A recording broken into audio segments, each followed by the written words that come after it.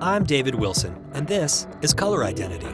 For over a year, I've been traveling across the United States, interviewing the people who love Magic. One of the things I've always loved about the game is how it allows players to express themselves in the way they play the game. Our personalities come out in the cards we choose, the colors we favor, and the strategies we love the most.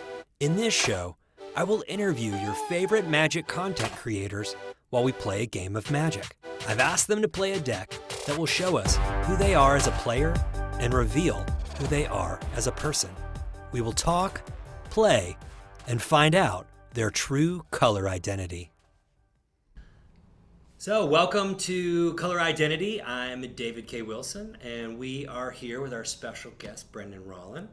And what are you playing today, Ryan? Oh man, yes. I'm playing my good old Lathril deck. So Lathril just happens to be the catalyst to what elves want, which is mass and multiply and do elf ball things. But my heart is always with the original Azuri, if anyone knows what that commander is. I've loved elves my whole life.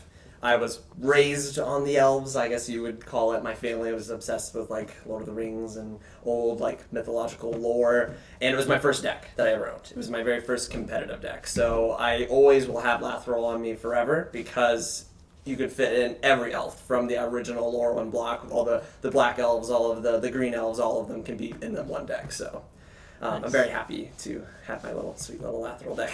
And how do you feel like elves represent you as a player? They're very like, I don't know, they're very connected. They feel very grounded. I feel like a lot of them care about like, not necessarily lineage, but more of like nature, obviously, but more of like a group of people, like a whole general like cause that want to work towards a goal. And all of like the stories and at least what I've read story-wise between the elves is very noble and like really want to overcome like a sickness in the land or overcome like the greatest army, and that is the unpenetrable army or whatever and things like that. And I like the idea of banding together to achieve that goal. And so that's why I've always kind of related to it, because I feel like I have a little bit of leaderistic personality traits that are like them and their leaders that they have. Nice. Yeah. Cool. Well, I'm going to be playing some dragons led by Tarka. I picked this one, because I always loved dragons, and when I first started playing Magic way back in the 90s, I immediately was like, I'm a red-green guy. I love Gruul. I love fast mana, big creatures, and direct damage. And when I started playing Commander, I was like, there's a Dragon Precon? Yeah. Well, that one's for me. I found that it's not really as good in Commander, and I've kind of shifted a little bit as I've played more, but this is still fun, especially if we're going to play a little brawl here. I think it's going to work out. So if they call green Big Stompy, I don't know if dragons stomp as much. What would you call dragons? Big Flappy? Big Flappy? They be flapping. They do. They flap. The 1-800. They be flapping. They do. They flap. The 1-800 we be flapping. Big breathing? I don't know. Yeah. They breathe. Heavy breathers? Heavy breathers. That's heavy breathers. I really like that. That's the best. Okay. We'll stick with heavy breathers. Shall we play? Yes. Let's get it. Let's roll. Yeah. Okay. Heart of the cards. Heart of the dice. 5. Okay. Oh! I saw that. The mat. Nice. Thank you. Ashiok saved you. Yes. Okay. Right. I will take this night. All right. Believe it or not. 1, 2, 3, 4, 5, 6, 7. It's not a good hand, but I have to keep it because of discussion reasons. Okay. Sounds good. All right. I like mine as well. Okay, so I will start with a very, very, very good card for the elves. Yavimaya, Cradle of Growth. Okay. So we are forests now, and that is the best because it's the favorite terrain of elves. And on top of that, I get to play my favorite card in Magic the Gathering as my... I played Heritage Druid. Okay. So am I allowed to play altars? I forgot to ask if I can have altars. Are you cool with altars? Okay. Yeah. So Heritage Druid, 1/1 elf for 1. Brilliant. I forget, was that Morningtide, I think? Morningtide's the big flaming sun? I can't remember. It's like Lorwyn Block. Lorwyn Block, yes. So Heritage Druid unlocks the elves' best shenanigans, which is being utilized when they shouldn't be utilized. You just play elves, and you can tap 3 of them to gain 3 mana. Yep. It unlocks super crazy potential. And it's my favorite card, so I got it altered. It's spooky time. It's good. We're almost to Halloween, so it's spooky time, Heritage Druid. And that is the end of my turn. Cool. Yeah, I mean, it's more about getting to know you as a player than it is about, sticking to the rules and that sort of thing. Okay, well, you had a pretty big first turn. Let's see if I can match it. I'm going to play a forest. I'm going to tap that for a soul ring. Oh, I'm going to tap that for an arcane signet. Man, we didn't stack our decks. Come on. Promise we didn't.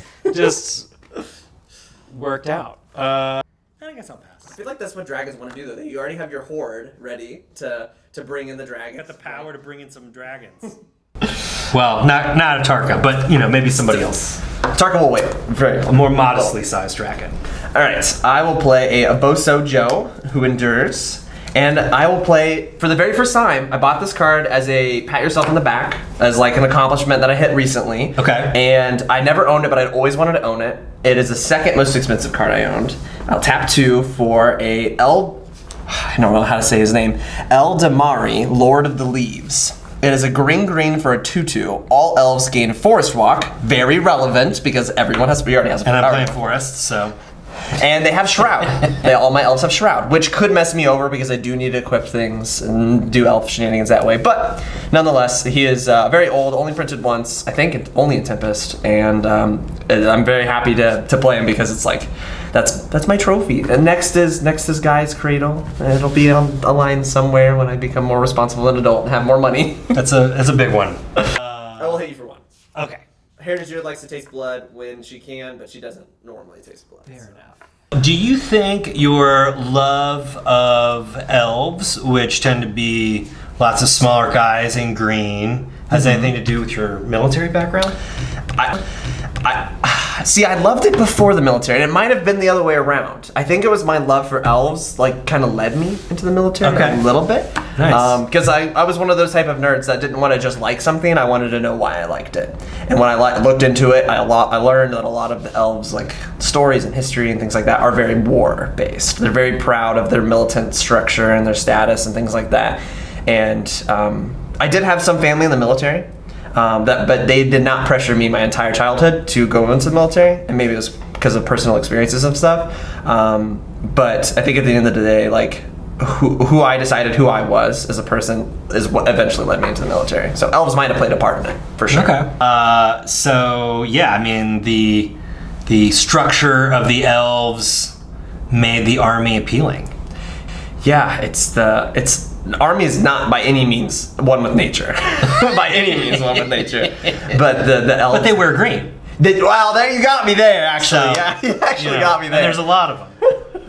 Yes, there's They go wide. There's a lot of us. Still the 1%, but there's a lot of us. Nice. So what was that like? Did you get to play much Magic while you were in the service? When I started in the service, it was during my hiatus. And what got me back into it is I started enlisted in the National Guard, and I went back to college as soon as I got that, tuition benefits and things like that, allowing me to go to college. And being back in college, I saw my roommates playing it, and I was like, man, when I was a kid, I used to play that so much. I used to play with my brother growing up, and we had to stop because my brother moved away. And so I was like, I'll just for nostalgic reasons build a budget commander decks. I'll build a $50 commander deck, and I'll just leave it in my room in case I want to play with them or whatever. And that was my proud stuff. I know enough about the game that I can build a $50 one and be okay. And that's not how Magic the Gathering works. It sucks you in. It sucks me right in, and I got right back into it. I was already a Twitch streamer for a long time, and that's how I moved into content creation for Magic. Okay. What did you stream and Twitch before? I was a little. I'll be honest, I was new and naive, so I wanted to do a little bit of everything. I was not very focused, and I didn't refine a lot of my work. I was like, let's try this, let's try this, let's try this. And Magic helped me go, hey, you're one of those people who need to have a tunnel vision to actually do your art the way you want to do it. So I went from variety streamer to a Magic streamer. Okay. What I got up my sleeve here? Oh. That's interesting. I will play a forest. I mean, a mountain. Sorry. What do they count as? What is the forest mountains called? What are they? Not taigas. Taigas. Yeah, you just played a taiga, technically. Oh, everything is a forest. Everything's including what it normally is. Okay. Oh. So it's not like a blood moon. No, it's no. I did have to look at that interaction though. It's pretty messy. I just learned at the end of the day, Blood Moon wins all. Yeah. But it's a really technical term to it. So I'm gonna tap for 5.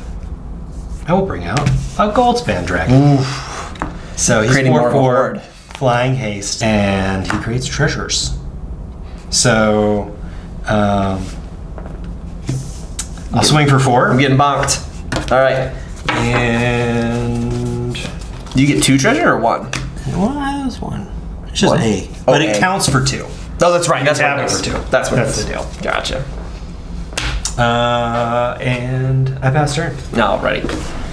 I need another elf for Heritage to do her work. That's not an elf. But it is some mana ramp. So I will play Arcane Signet.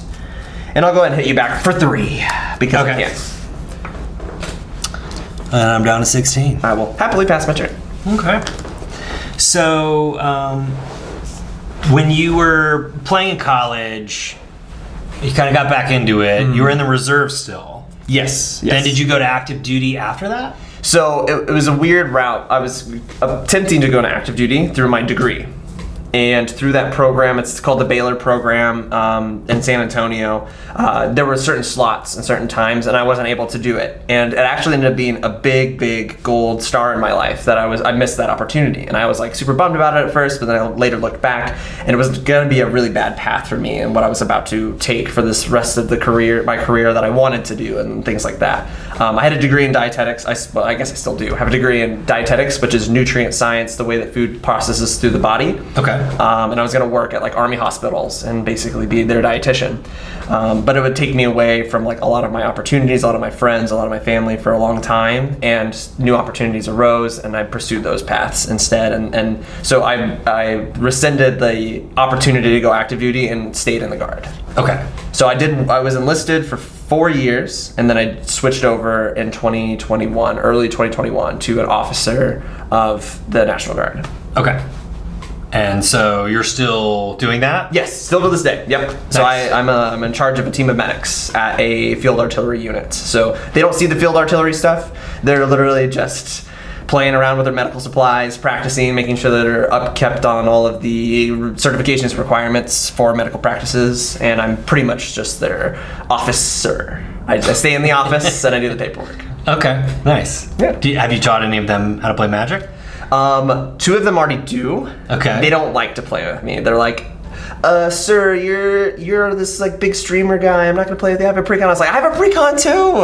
But I think it's still that division where it's like the enlisted like to be in their own little You groups. want to play with the boss? Yeah. Yeah, It's I all guess of that. Okay, that makes sense to me. Yeah. It's my turn? Yes. Yeah. Untap. And I'm going to play a Timber Gorge, which enters tapped. And then I will tap for another 5. Nice. And I'll bring out Thrakus the Butcher, Who would've 3/4 thought? trample. And whenever he attacks, I double the power of each dragon I control until the end of Each? turn. Yeah, each one. It still doesn't have haste. He All doesn't right. have haste. So then, yeah, I guess I'll swing for turn. Or swing for turn. Swing for 4. So yeah, okay, so it doesn't have. Okay, so it's He 4 doesn't right get now. it this turn. Right. Okay. He's got to be attacking to make it work. Gotcha. I have no blocks. I've got 2, and that's all I can do. So I will pass. Alright, so on tap, we'll do a draw. Still not a land, but that's okay because we have a Elvish Harbinger from the Laurelin block. I'm obsessed with this block. I didn't actually play this in my original list. I don't think I played Harbingers. I played a lot of Heritage Druids, and do you know what a Nettle Sentinel is? It's a Which one is that? 1-drop green 2/2. So 1 green, Okay. you get a 2/2. Whenever you play a green spell, it untaps. So you see how that works? You tap your 3 Nettle Sentinels, you play your green Yep. spell, you untap them. You tap. Yep. But I will look for probably something that gets me more mana. I was in grad school during Laurelin, and I was playing online Yeah? because I didn't really have anybody to play with at the time. I didn't know anybody who played Magic. And Right. I didn't want to like let them know, but I remember loving that set. Maybe a little too much. The Lorwyn set? Yeah. The Lorwyn block? I know. It was so good. It was something, I mean, I'm elves, so I played elves during the time, so my mortal enemy was like Bitter Blossom and the fairies and stuff like that. But it was such a really good, like, wholesome time of Magic because people did stick to those, like, themed decks, and it felt good that way. It was wasn't just designed like, for that. and then you completely flip the switch with like the Shards of Alara block, where they're just like, oh, let's throw a bunch of colors together and have everything that's good in these colors be good, you know. But it was like goblins, it was elves, you know, it was like Kithkin, it was like all the good stuff. There was Mill. Was there Mill during that time too? I think. Like there was the Turbo Fog. I think the Jace deck with like a bunch of fog day, the white fog, and then you just basically just milled your opponent out.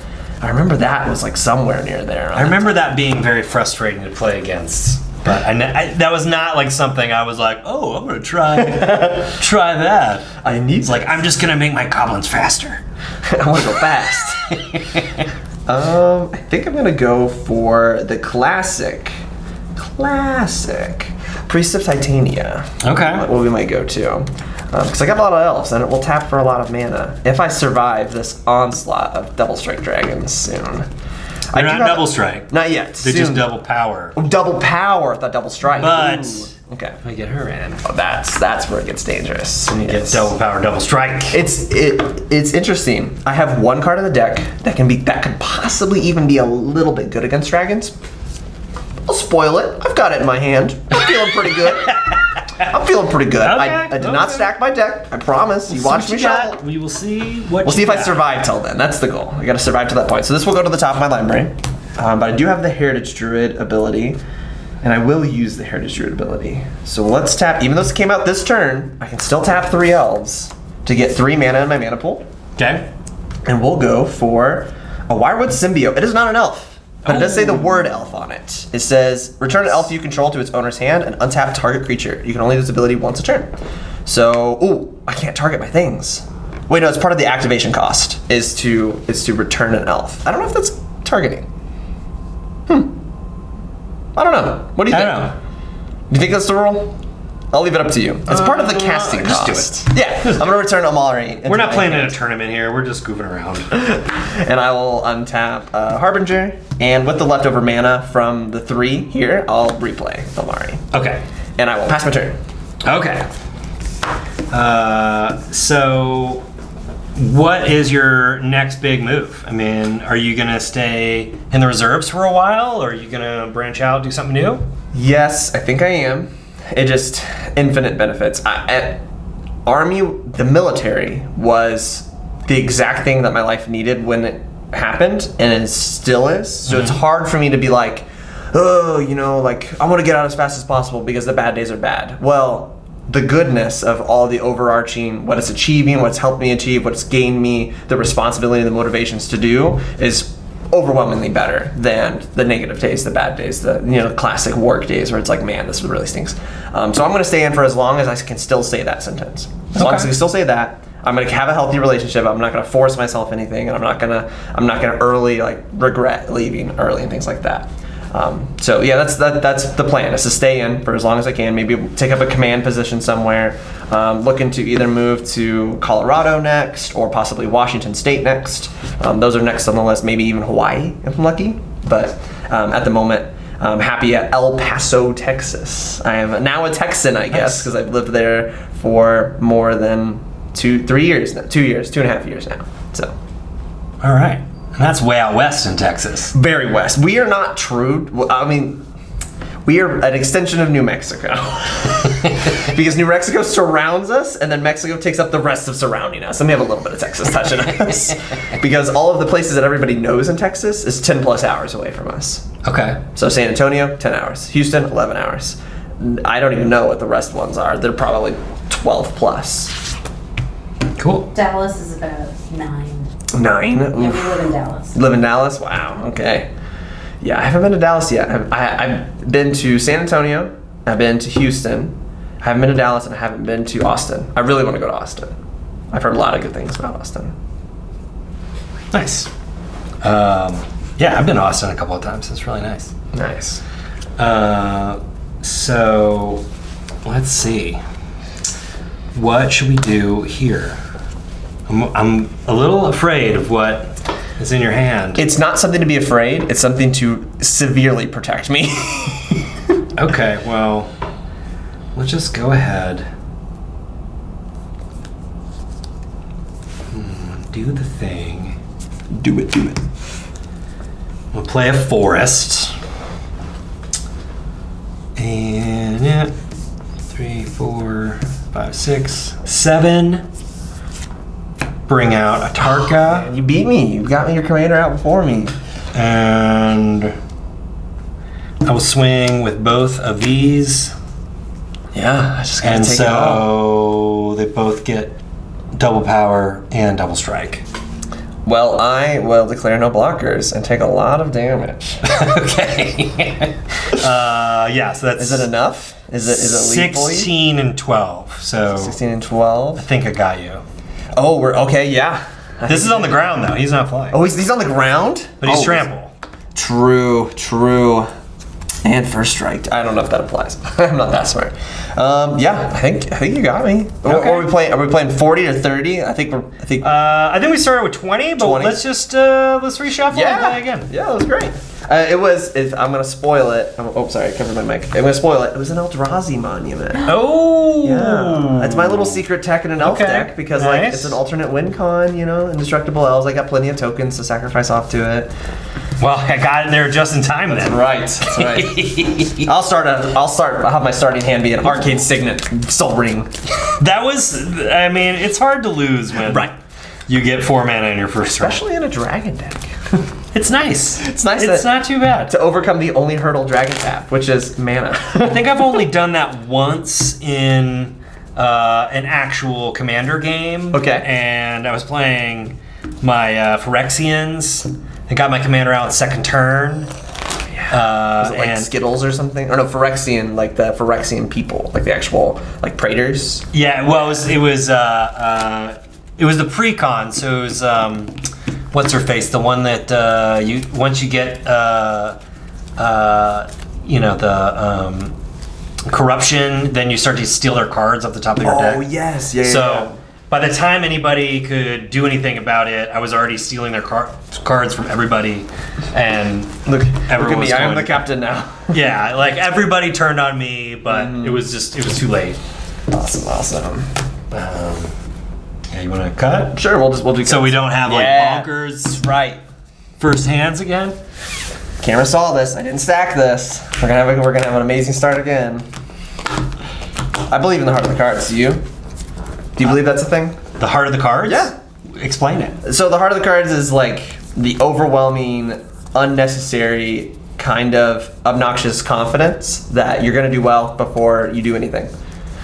And there's no science behind it, but I think it does make people better. I think it makes them a better player. I think it makes them care more and not just do the thing and move on. Yeah, I like that idea.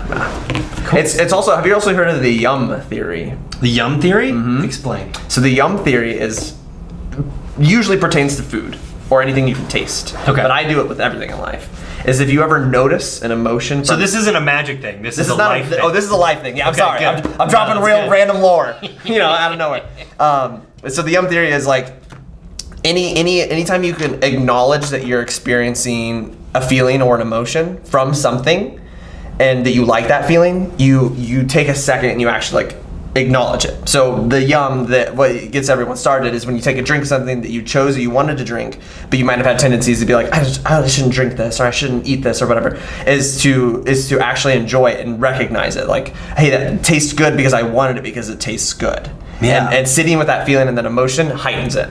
I like that. So And you're so- being present with your senses. Yes. And the more you do it, the easier it is, and the better it makes everything. Yeah. And so I don't that's why I advocate for you are the master of your surroundings and your immediate feelings. Like, you can't help it when somebody interacts with you, obviously, but when you are the one interacting with the environment and the feelings, you are the master of it. You want to, if you don't want to make your experience the best as possible, then that's on you, but you can control that. Yeah, I love that.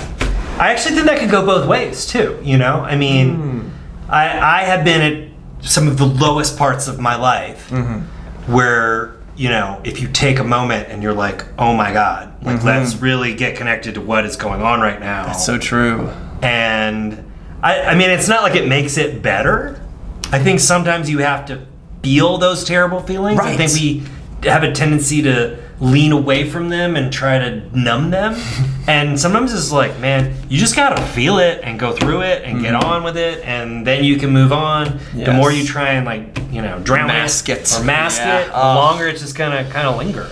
Yeah, and I'm not going to assume for the luxury card game communities or gaming communities in general, but I think we all can look back at a time where we did do that, where we did look at like games and experiences and going out or whatever, you know, to be that, you know, distraction to stop those feelings. I've done that a lot. Those I remember at the end of the day, you go home and you go, wow, I was hiding the whole time and now I feel even worse. But when I look back and do things like you were talking about and actually like sit and think about it, or I journal about it, or I talk to my friends about it, or I talk to my family about it, those are my most healing times, because like I didn't fix the problem. I went through the problem, and now I can actually analyze what happened and what I could do better next time and things like that. Wow. You just upgraded my yum theory. I appreciate it. It's like a yum and yuck theory. Oh, yum and yuck. Nice. I like it. Thank you. All right, you get started this time since Well, you didn't fare so well last time. I'm just gonna. What did I say? What did I say beforehand? I said we did not stack the deck. We cut it, and it's my turn. We have it on film. It is my turn. So you said I go first? You go first. Well, I'm gonna drop a forest, and I'm gonna drop my soul ring. Yeah, I'll pass my turn. Okay.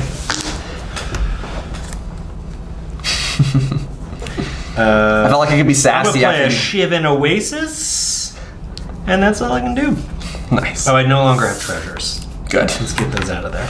No treasure I hoard didn't for even you, get to use dragons. them. Okay. Failure from success, maybe. You know, it's. I'll yuck that. I'll yuck that. Coming down off of it. Okay, it's your turn. All right. I have decisions. Wow. Soul Ring gives you decisions? Who would have thought? Oh, well, no, I lost my right to have decisions. Oh, no, I'll be good. I'll be safe. All right, because I drew my second favorite card in Magic, so spoiler. Okay. Do I be good Magic player or do I be fun Magic player? Let's be fun. So let's. Yeah, we're just having fun here. I need more green. I guess I don't need more green. We'll do this. So we'll tap 1 for a Elves of the Deep Shadow. It's a 1/1 that taps for a black and I lose a life, or it does a damage to me. But it gives me access to black from an elf, which is really fun. And then I'll tap 3. I'll use 2 of it for a Call to the Ring. It is a new card from Lord of the Rings. And Nice. during my upkeep, I get tempted, and whenever a creature I control becomes the ring bearer, I can pay 2 life and draw a card. So it's like a reduced cost Phyrexian Arena, kind of. Yeah. With the upside of the ring ability. Yeah, I like it. I will pass my turn. And it's cheaper. And it's cheaper, yes. So you do a lot of short form content that is, you know, kind of on the comedic spectrum. How did you get into that, and, you know, why do you enjoy doing it so much? Oh man, how deep do you want this to get? Just, I mean, tell us as much as you want, or as little. No, I mean, yeah. I had a really good mentor, start off with, Tori of the Vast. Okay. I messaged her one day on a social media platform, I don't remember which one, and I was just like, hey, you know, I'm just one of your followers. I like what you do. Like, if I wanted to get started, what would you recommend? Or like, should I do this? I'm unsure. I'm like in a space in my life where I have a lot of free time, and I physically can't fill up that free time with anything but like what I want to do. And so she said, come here, sweet child. I'll put you under my wing and teach you everything I know. And she did. And I owe her the world, because she gave me perspective on things that have not only helped me in my content creation, but has helped me as a person. And and with that, I hold content creation near and dear to my heart, because it allowed me to get through moments of my life that were very difficult and that shouldn't have been difficult, but I did to myself, and I was able to self-heal and move on from it and stop punishing myself for it. And so comedy is my way to help other people, or to give someone a laugh or a good moment, to make, in my mind, kind of to make up for the moments that I did the opposite for people. I think good comedy always comes from pain. Yes, Doesn't I it? completely agree. Yeah. So, do you mind sharing what that was? You don't have In to. a way, no, it's fine. In a way, I just thought I was a good person, and I didn't decide. I did a bunch of bad things, like to people that I loved, and it wasn't until content creation allowed me to reflect on it, and I was like gaslighting myself into telling myself that I was a good person, and I realized I was a bad person, and it sent me down a spiral, and then content creation started picking up for me. The community started supporting me, and so I wanted to give back to the community, and it became like a symbiotic relationship. And from there, I started like a lot of therapy, a lot of self healing exercises, and making amends from those relationships and friendships and things like that. And I think it built me up into what I am today. And so I will never not be a content creator for the rest of my life because of it. I would consider it being one of a life-saving moment for me. That's great. I love that. Yeah, thanks. You know, redemption. Yes, yeah. It's a big thing. So I'm gonna swing big with a Dragon Lord Servant. Ramp. And yeah, he gives me a nice little blocker, nice big butt, and a big plate of meat. So yeah, that's all I can do. That's a big flavor win. Here, dragons, come here sooner. Big plate of meat. Yeah, I mean, you know, if you want them to come out, have a Got it. nice spread. All right, I will untap. On my upkeep, I will get to be tempted. So I will be tempted on these Elves of Deep Shadow, and I'll pay the 2 life. I want to draw some more cards. I want to see some more things. Okay. So we'll do that on my Might first. need that life blue. Well, I know. Yeah, your dragons are pretty scary, but I need some more cards in my hand. All right, and then I'll draw for turn. I'm very glad I did that because I got the land that I needed. So we'll do Forest. I think it's time. I think it's time to play my favorite card in Magic the Gathering. Yeah. Yeah, it's my time. So my second favorite card in Magic the Gathering is my hero because of his story. And he is very, very underrated. I will tap 4 for good old Tevar Kell himself. Okay. Oh, Tev. So 4 mana, he's 3 loyalty. Elves I control can tap for black. Ugh, Elves of the Deep Shadow. You're not appreciated here. It feels so. You're so unique, and then You've Tevar been Kell's replaced. like, yeah. I can uptick to untap an elf and give a 1/1 counter to it. And it gains Death Touch at the end of turn, which is interesting. I always forget about that ability. I can 0, get a 1/1 elf, or -6 and get an emblem that says whenever I cast an elf, it gains haste till the end of turn, and I draw 2 cards. So, Tevar Kell's story. I'm just gonna immediately start talking here because everyone needs to know about Tevar Kell's story. Tell us about it. It saves me asking It is, the question. yeah. It's so he's not. I would say he's popular, but he is my logo. His arm sword is my logo, and so we're doing the stamp program for the ambassadors program or whatever. And so I've been stamping people like, can you guess what weapon that is? And no one's guessed it. And I've always said that it's an underrated planeswalker from Kaldheim. Still, no one guesses it. And I was like, all right, well.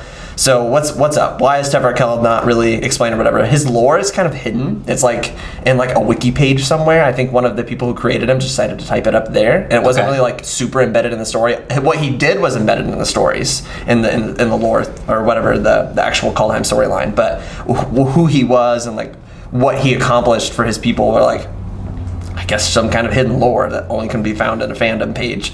But he had some ego issues growing up. He wanted to be the best, obviously. Like, elves are very competitive in nature. And he had a older brother, who was the king at the time. And so if you remember some of the cards from Kaldheim, like Struggle of Skimfar, which is like the elvish area, that's him and his brother in the art. And it just shows like a rivalry. Like, I do have an older brother. I would not say that is the direct way I correlate with Tevar Kell. My brother and I had a pretty good relationship, but he had his own path and I had my own path, and we separated ways.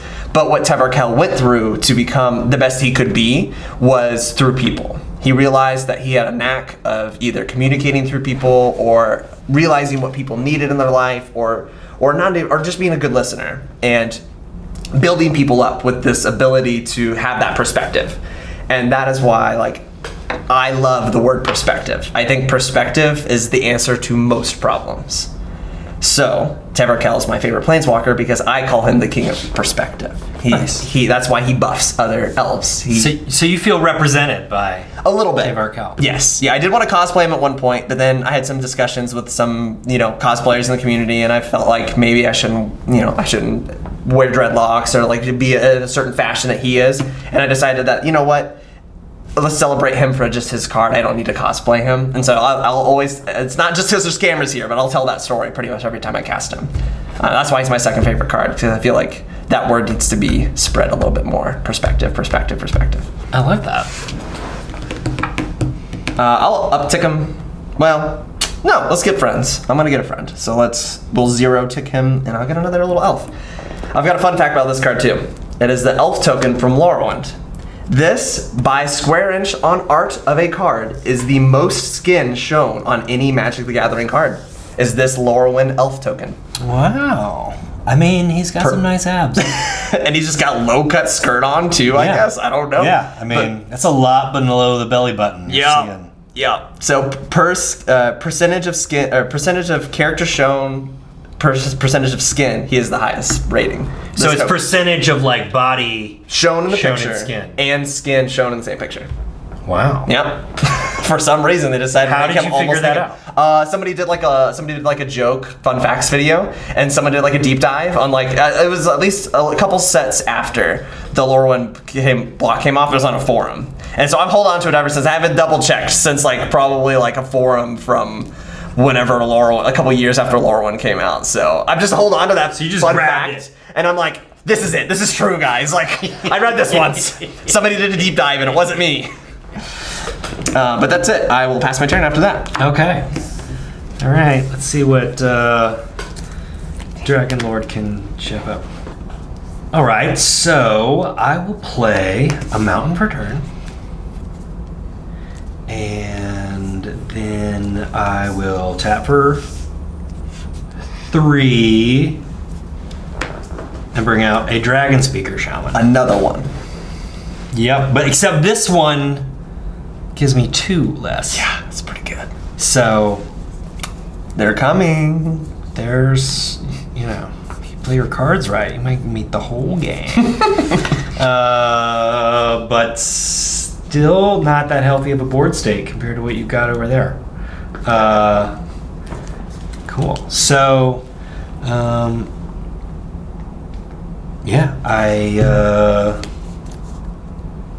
got some 1/1s over here. I'll pass turn. All right.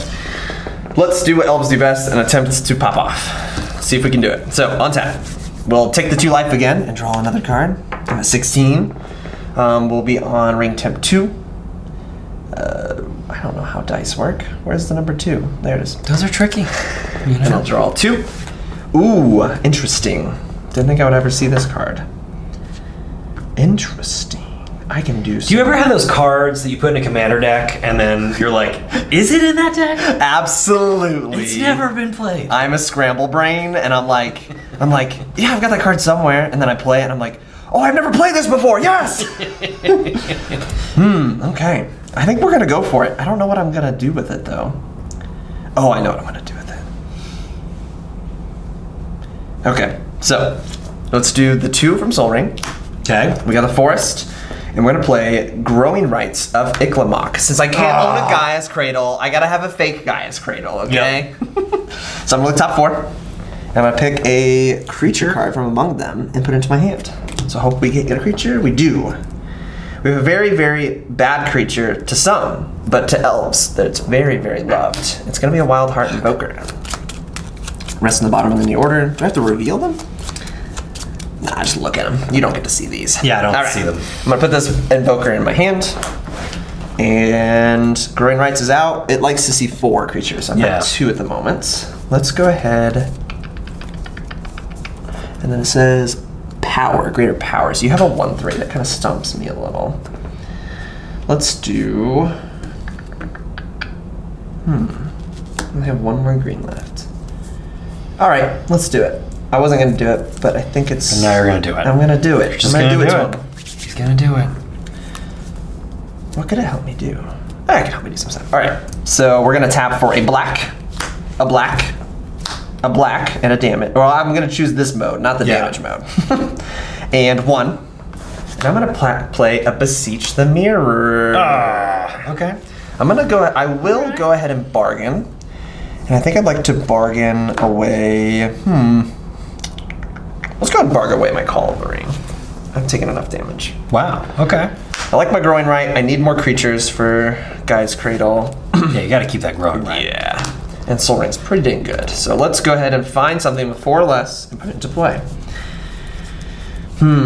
What is the best at this exact moment?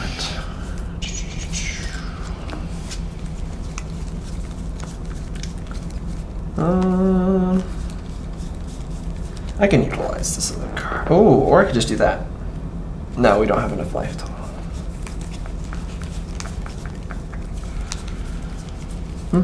I could do that. That's a very flavor one. No, you don't have dragons yet. I swear it's in here. There it is. We're gonna go Staff of Domination. I don't know why elves like this staff, but they really, really, really do. I feel like they like to dominate. They do. They do. You know? They definitely do like to dominate. I mean, in if they're gonna every- win, they want to really win. Yeah, I mean, like in any mythology where there's elves, they're, They need that. they're about overwhelming nature, presence. they're about balance, but really they like to dominate. All right, so we get it in play since we bargained. Okay. And then I've got Tever Kill. I chose this route instead of 4 creatures, but it's fine. We'll do the 0 tick and grab another one of our Llanowars. Or muddy, toxic Llanowar elf. And I'll pass my turn. Okay. Oh, yeah. All right, I'm gonna drop another mountain. Then I will tap for 3. Play a Scourge of the Throne. So whenever the Scourge of the Throne attacks for the first time each turn, if it's attacking the player with the most life or tied for the most life, untap all attacking creatures. After this phase, there's an additional attack phase. And he's 5/5 flying. Oh yeah. Dethrone, man. With Dethrone. Dethrone is like, I never see it other than on this card only. I think it's the only card that I own that has this mechanic. I think so too. So, and then 3 mana for a 5/5 flyer is pretty good. Just throwing that out there. it's a nice bargain. I will take that bargain. I'll take that deal. I can. So I'm not gonna attack with my old goblins. I guess this guy's a human. He's not a goblin. He looks like a goblin though. He does. He's got kind of like that clothy clothing. He presents as a goblin. But yeah, I think I'm just gonna sit back with my giant flaming beast and I know, you're getting there. see what your elves are up to. All right. I'll untap. I don't have my call anymore, which is fine. I will draw. Okay. Things are gonna start happening soon. And I mean, it's about time. I need them to be happening sooner. No. Let's go ahead. Let's be a little sneaky. So let's do 1, 2, the forest and swamp. 4. I know he's not an elf, but I really, really needed a draw engine in this deck. So let's get Toski out. Okay. Toski, Bearer of Secrets. Can't be countered, indestructible. 1/1 one little squirrel friend. Attacks each combat if able, but the most important is whenever a creature deals combat damage to a player, I draw a card. And I've got a lot of elves to deal combat damage to players. You sure do. So I'm gonna, I know I did this wrong by tapping the wrong things, but that's fine. I'm gonna uptick here, put a 1/1 counter on this guy, and give it Death Touch, and I'll move to combat. So I'm gonna go and swing with this 2/2 Death Touch with the 1 ring on it. So it can't be blocked by any creature with power more. But it has Death Touch, and I will activate the second ability where I draw a card and then discard a card. So I'm gonna draw a card. Bummer. I'm gonna discard. Let's do a Gladderheim Ambush. the new fog effect that gets you a bunch of elves, which would be pretty good against you, but I think I'm gonna try to be selfish and glass cannon you if I can. I will pass priority to you after attacking. Okay, so I take 1? No, or is it 2? 2, yes. All right. Okay, once it hits you, I will draw a card. 19. Toxie? Yep. Toski.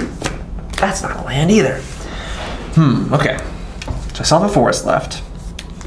Let's go ahead and tap 3 and honestly show you my cards. We're gonna do Elvish Harbinger, and we're gonna tutor up for a elf. An elf. That's a priest of Titania, of course. She needs to hang out with. Actually, you know what? Yeah, a lot of these ladies are coming back. You know what? I don't want. You know, First I round. want to show off a different one. Same things. Does the same things that I need it to do. But it's my favorite card from that old Elf Ball deck I played. It is Elvish Archdruid. It was a staple, easily. You know, Gotta have him. gotta have. Yeah, it just does so much. It does everything else want. Pluses, more mana, everything. That'll go on the top of my library. I've already activated Ted Markel. I've already done everything else. And I'll pass my turn. I will flip Growing Rights. Yeah. It's always a good feeling, isn't it? So I now have a little guy's cradle. Go ahead. Okay. So I'm gonna tap, see what I got.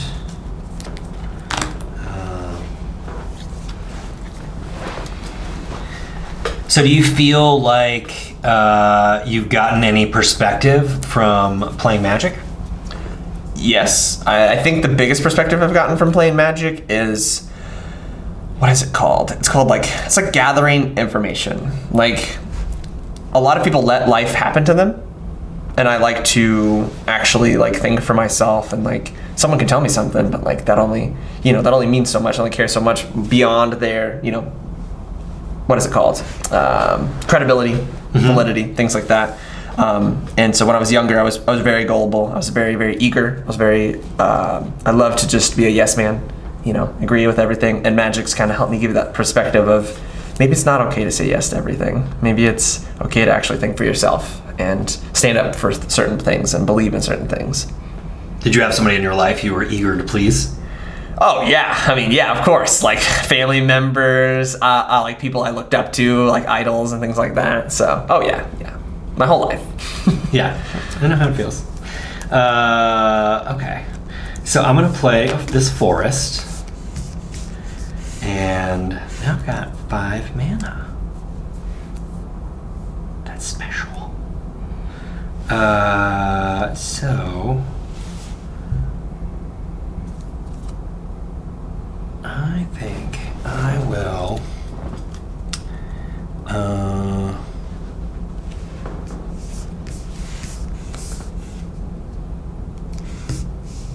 I can do this. I will bring out a Tarka. Bring them out, bring them out. And then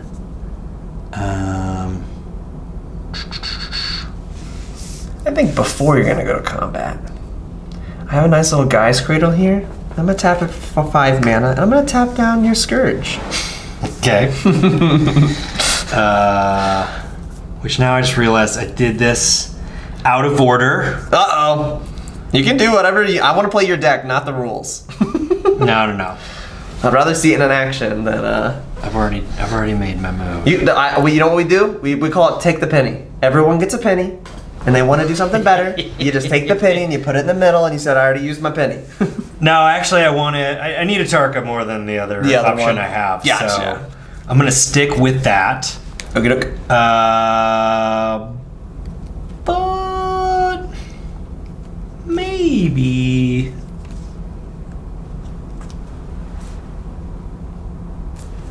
I will. Yeah, I'm gonna do this too. So I will cast Shivan Devastator with 1 mana, which would give it +3/+3. You got around it. And then I will swing with her. You put me on a 1-turn clock? And she is now. Actually, no, I'm going to hold this back. Interesting. I'm going to hold this back. Okay, I see. I'm not going to take advantage of my haste ability there. Interesting. Yeah, so I'm all tapped out. So All right. I will pass turn. Let's do some untapping.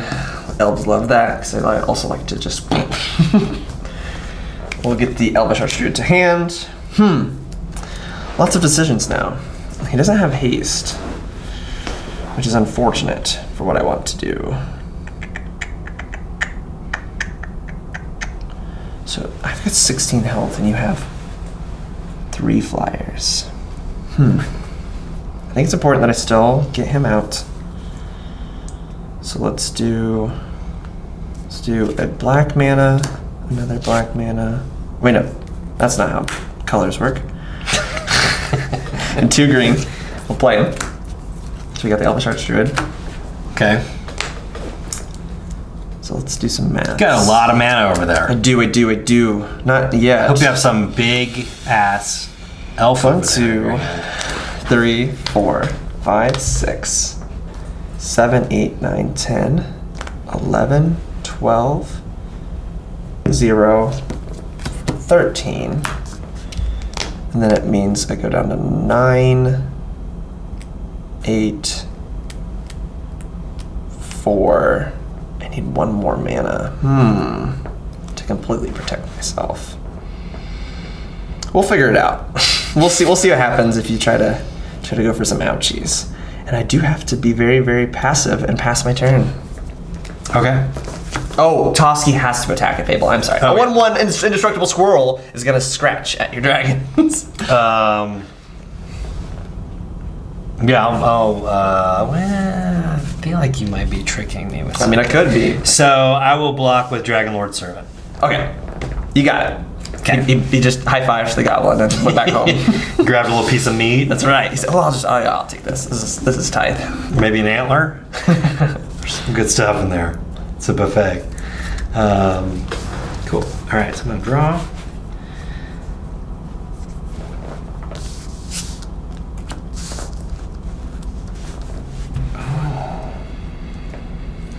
I like this. This is what wasn't what I was intending to do. But To make this completely fair, because not everyone's used to playing against the elf ball, I have the elf ball right now. I have configured Exodia on the board, and you need to interact with it, otherwise you lose. So a Elvish Archdruid will tap for 5, or for 6, and I can infinitely tap and untap this Staff of Domination to untap Elvish Archdruid to gain infinite mana.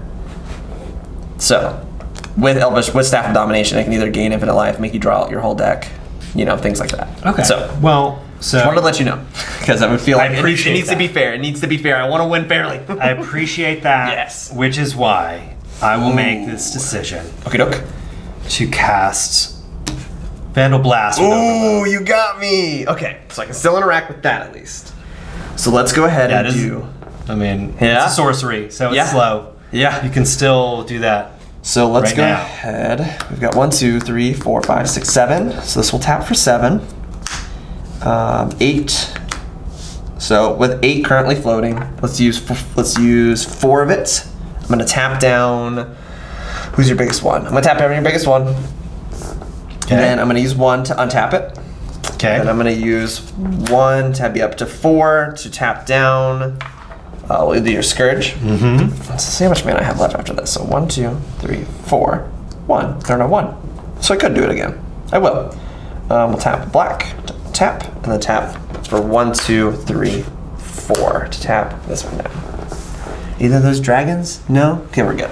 All right. Yeah, they're not. So now that I've done all that and kept myself a little bit safe, we lose the Staff of Domination and the Soul Ring. All right. Yep. Elf ball, the elf ball. Well, Their one weakness, interaction. I feel like every red deck it needs a Vandal Blast. in Absolutely. Commander, just Yes. because, I'm very happy there's so a much reprint. fun. It needed a reprint. Yeah, I mean, I always go through throughout my Magic obsession, I've gone through, periods where I'm like obsessed with it and I buy a bunch of cards, and then where I'm like, I've got to quit. It's an addiction, and I get rid of everything. Yes. But one of those periods was Gate Crash. I was living in LA at the time, and I lived like 2 blocks away from this really awesome LGS next gen games. Okay. And it was literally like the closest like non-residential building I could walk to. Yes. And after probably 8 months of living there, I was like, I know they play Magic. I can see the posters in the window. I'm just gonna, I'm gonna look up, see what they do. And I realized they were playing a Gate Crash pre-release, and I was like, pre-release? I don't need to have any cards for that. And everybody will be on the same level because nobody's Magic playing the is cards. so smart, man. Magic is the king of gateways. I know, they bring you back in. And I went in, and those pre-release packs you got them for the guild. Oh, Right. that was really cool previous. Yeah. Yes. And so I remember walking in, they had all the stacks, like the colors were all stacked together, and it was like 1 Orzhov left. Like Same no with mine Izzet, too. like, and then like all of the Gruul. The Gruul, yes. Like, The no Gruul was one to the wanted ceiling. Gruul, and I was like, okay, I have no idea what these cards do. So I know nothing about this set. Right. But I love Gruul. Give me one of those, even though nobody wants it. Yeah. And I went 3-0, but like I don't even know if anybody ever damaged me. Yes. I just destroyed You're like, everybody wait. in my wake. The green-red deck is so aggressive, I can't do anything. Who would have thought? I mean, it was just like, I'm going to get a creature out, and then all my other creatures are instants, and I can do combat tricks. And plus, I also got like amazing cards. I got like, Nice. everything you Love want. to see that. And then I was just like, oh man, I love Magic again. Uh-oh, the sting hit me. Here we go. It's actually, I got this die from Oh, yeah, that it is. re-release. It is. Perfect. Wow. And did that on purpose, so didn't I just like loaded up on that block and got tons of that Ravnica block. And so, put it in a box and then put it away and didn't play Paper Magic for a long time. Right. But then, I guess it was like during COVID when Arena came out on iPad. I was like, I was still playing Duel of Planeswalkers. Oh my gosh, on my I forgot about iPad. that. Yes. Still have it, by the way. Yes. Played it on the plane over here. Oh, yes. Because you can play without an internet connection. Aren't there cards on it that don't exist in paper or online Magic? I think there's some or interactions or like spells or something. That's not I didn't pick up on that because I was just playing that. Yeah. But it was nice. It was like, it felt like it's pretty close to Arena. Yeah. And, so then that kind of like brought me back in again, and I started playing Commander, and I was sort of like going through my cards, and I was like, what do I have? I have like a bunch of Ixalan, I have a bunch of Ravnica, and then I was like, oh, I have a bunch of these Vandal Blasts. They seem to be really helpful. And so now I just, every my deck, got to throw one in. I think I got this one in a pre-con, but Perfect. I think it came in this one, maybe. Nice. Okay, so I'm like pretty tapped out. Yeah. So I'm gonna have to pass. Sweet. But you can't play that move again. I don't have the access to that. Yeah. Blew up all your You got me there. elf ball. The elf ball did not go down. What? I'm asking a lot of people this because it's such a different question for everybody else. But what's your Magic the Gathering green flag? Like, what makes you go, that's very Magic the Gathering, and that's like awesome. Like, that's good. Because like good is also relative to people. Like, I'm trying to make it as what are the things broad as possible. What are the things that like dig into my mind and take it over? Or like what is just like a moment where you like Magic the Gathering happens and you go, yes. I know it's super broad, but like I mean, I remember I was really into Dungeons and Dragons when I was, my brother started playing it, and I was probably 8 or 9. And I would sneak into his room and look through the books because he wouldn't let me play. But I was like, there's dragons and there's giants and goblins. I love all this stuff. And, I couldn't really read the books. I was, maybe in first or second grade. But, fast forward to my freshman year of high school. Yeah. My brother's best friend came back from debate camp. Nice. As one does. Yeah, because my brother was even cooler than me. And so they came back and he's like, dude, there's a game you have to play. And I was like, oh God, now what do you want me to do? And he's like, it's called Magic the Gathering. It's just like D&D, but it's in cards. Whoa. And I was sort of like, at first I was sort of like, that sounds kind of dumb, man. And he's like, no, get some cards, take a look. And I remember I got it wasn't I guess it was a starter deck is what they called him back then. Yes. But it wasn't like a pre-con. It was just like a big booster pack. Interesting. Right? Okay, yeah. So yeah. it was revised. Yeah, okay. It was like 60 cards, Right. but it was like land and it was like Those are really just sought random after. stuff. Like if they're still sealed and stuff. I know exactly what you're talking about. I've seen some of them on the market. Yeah. And so I opened it and I remember like the first card I saw was White Knight and I was like, okay, this is speaking my language. And then the next card I had was Crawworm. And I was like, okay, we're getting better. And then I think the rare I had was a personal avatar. Interesting. Which was like a Melissa Benson card. thing. Like that old style and it has art. this like badass, It's like golden dude just like tearing through a battlefield. I'm like, okay, you win. You win. This is it. This is it. I don't know what any of these things do, but I like the art. I'm into it, and Right. now it's like there have been times where we've gotten rid of stuff and been Yes, like, okay, yeah. I've got to get, It's what is they call a canon event in every Magic the Player. yeah. thing. But I think the other thing was Duelist 3. I don't know if you remember I don't. the magazine that Wizards of the Coast used to Okay, make called never mind. Duelist. Take that back. I do. Yeah, I remember So the magazine. The third issue had a article by Zach Dolan, who had won the first World Championship. Worlds, yeah. And he wrote about his experience with Magic and about sort of like just the basics of strategy. Right. Because at that point I was playing like new. 150 card decks with my friends and was just like, here are all my red cards with some, land put in there. And so like we read this and we're like, oh my God, yeah, that makes a lot of sense. If you can bring out creatures that can produce mana, you can go faster. Right. Or artifacts. Okay, cool, yeah. That, no, like, it next makes step. sense. Yeah. If you have good cards and you only have 60 of them, then you're more likely to draw your good ones. Because I never seem to draw the cool cards that I want. Right. And so that sort of got me thinking about the strategy, and then it was like another layer of obsession. And It's like a building thing with Magic. Magic is like, if I could go back and I could play those original tabletop games, I probably would still. Because man, I've never had a little I think I started in 10th edition. I had like the Legion, the Hand Legion that had Fear. It was like a 3-drop 2/2 with Fear. And it was just something about that. I was like, this is the perfect Magic card. I was like, it's so simple. It does what it needs to do. It attacks. It can't be blocked. It does damage. It gets the game going. Yeah. And then my brother was like, our first couple tabletop games, he's like, well, I've got this white card that says whenever a creature attacks, I gain 2 life or something like that. Or I don't remember what it was, but he was always gaining 2 life every turn. That I was doing 2 damage to him every turn. And we drew out of our libraries and just looked at each other because we didn't know that was the end of the game or whatever. And we're like still attacking each other infinitely, trying to figure out a puzzle to unlock out of what we already had on the board. And that was probably the most raw memory I've had of Magic.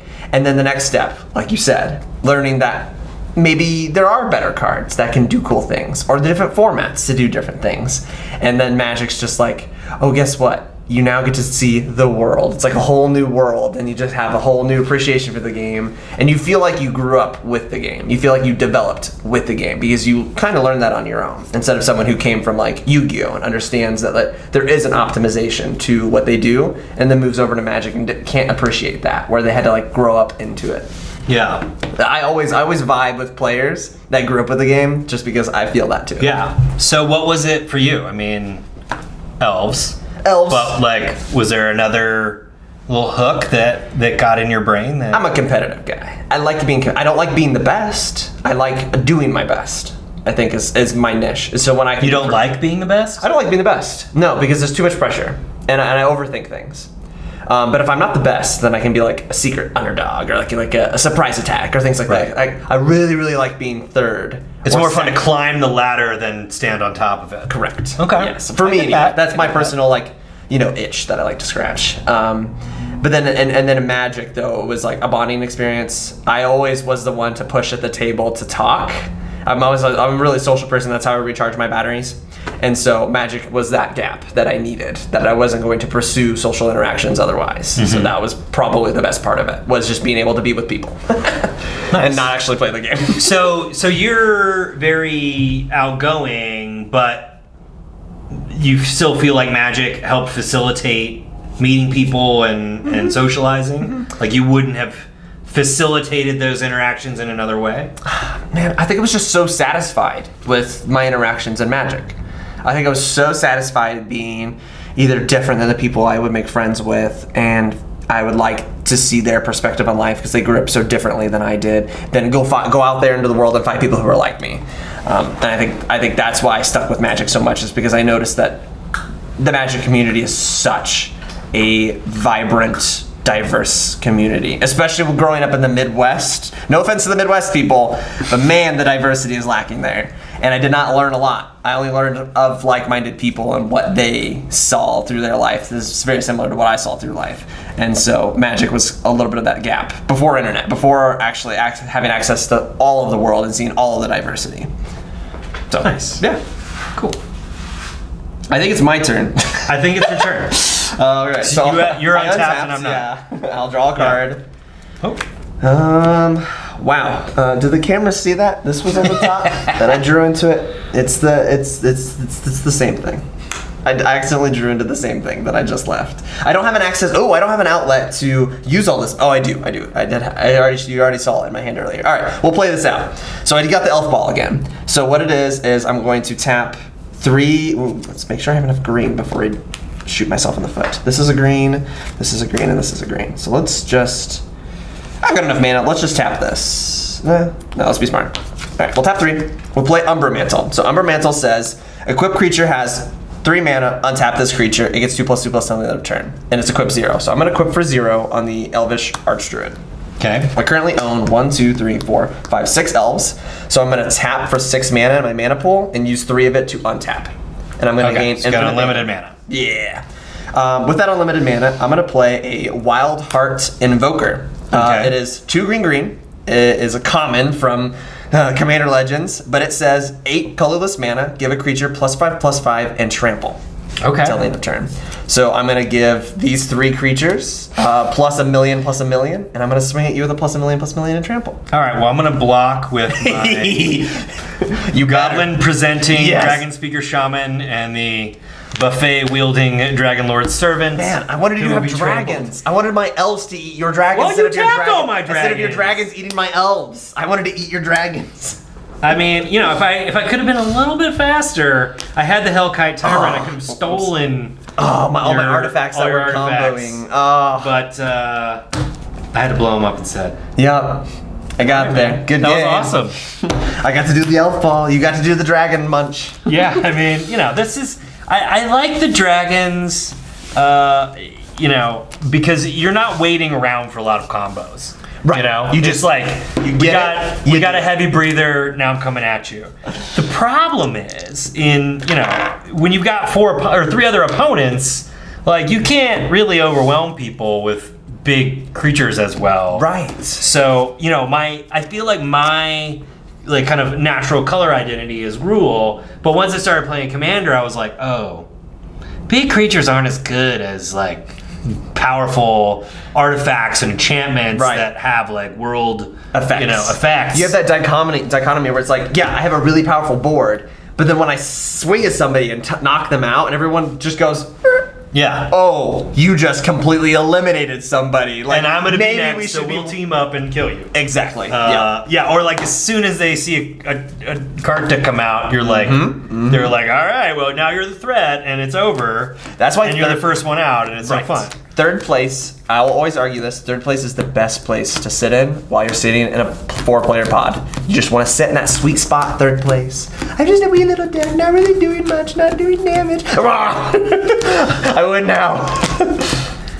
All right. Well, thanks for coming, man. Oh man, this really was a really appreciate good it. experience. That was awesome. I want to ask you so much more questions, but I know we only have so much time to have these conversations. But you are a great deep talker, and I appreciate your friendship because that is what I feel is the most fulfilling thing in life: is people who genuinely want to think and be present and not just be autopilot robots.